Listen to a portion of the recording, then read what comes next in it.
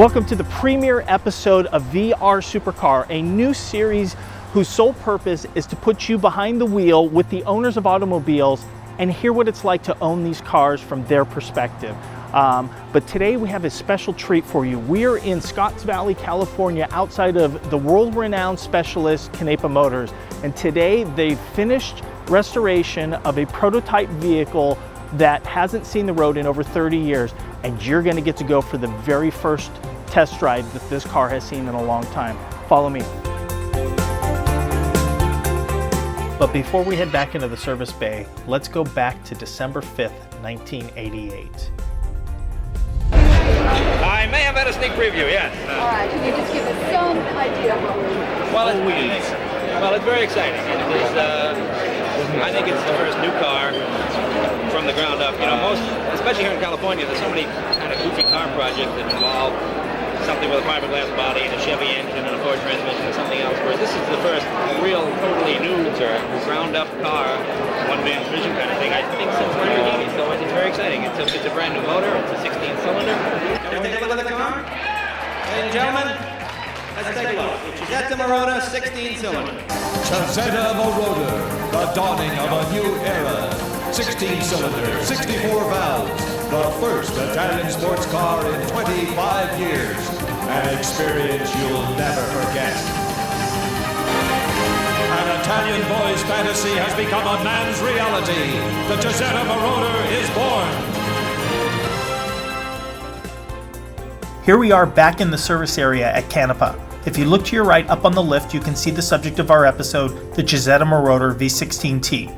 To the left of the Cizeta is the general service area for road-going cars. And if you turn around 180 degrees, you can see a couple of rare Porsche 959 supercars, while on the other side of the wall behind the Porsches are where the race cars are serviced. We're standing underneath the Cizeta as the crew prepares to install the new heat shield before the Cizeta goes on its first road test in over 30 years. You'll see the team cutting to size the new heat shield, and in a moment, mechanic Chris Carem, who has been the principal technician on this car, will take us through additional work being done underneath the car in preparation for its first road test. So this is the belly pan, one of the belly pans that covers bottom of the engine compartment. Makes the car a little slipperier in the air. Gives it a better look. I mean, for anybody that's going to look at the bottom of the car and Like us? yeah, like us. And then keeps dirt and grime and crap from getting up onto stuff, onto the header and setting the car on fire. So it helps.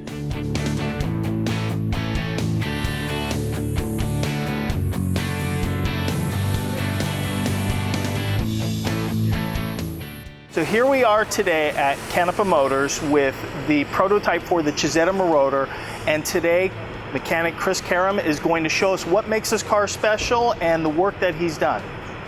Okay, so we're going to raise the lid, which is a two-man process.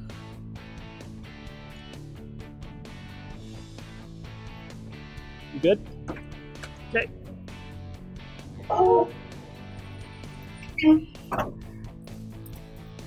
Okay, so it's a V16, so that in itself is unique. This being the prototype, there's a lot of information on the internet about the car, which is where I had to learn about the car because I'd never heard of one. But right off, when I saw the car at this facility, I recognized that the top end that I'm looking at looks very Ferrari. So immediately I went, wow, somebody put together two Ferrari engines butt to butt, and we have a V16. This car, as far as I can tell, is the only car that wears this version with the Ferrari heads, because everything else seems to be Lamborghini based, which makes sense because Claudio Zampoli is a guy that came from Lamborghini. So when you're starting to create a car, it's easier to get parts for something that you want to create from guys that you know. So it was just kind of funny that as I started reading up and getting information on it, that this is wearing Ferrari bits rather than Lamborghini bits on your prototype. But there's a whole lot more backstory to that. But so other than it being a V16 transverse, the cooling system is independent, left side to right side, so there's no pass through on the engine block where the water swaps. So This side of the car has its cooling system, its radiator. The only time they share the same water is when they eject it and it goes into the overflow tank.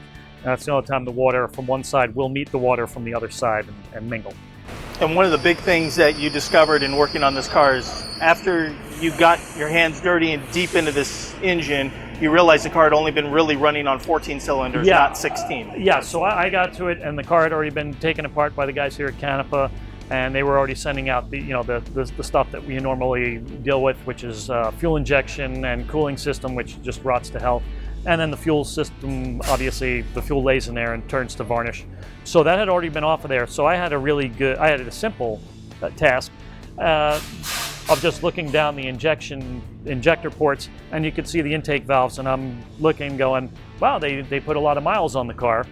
And in my guesstimation, it was from 20,000 miles minimum, but just based on the deposits. But as I worked my way across and I was looking, a couple of the valves really never looked to have any action, and that got me nervous. And so then as I went in the spark plug holes with a borescope to look at cylinder liner wear and piston, and two of the pistons had clean as brand new first day. And I went, what happened? So then you start, because you don't know the backstory, the car's been sitting for 20, 25 years.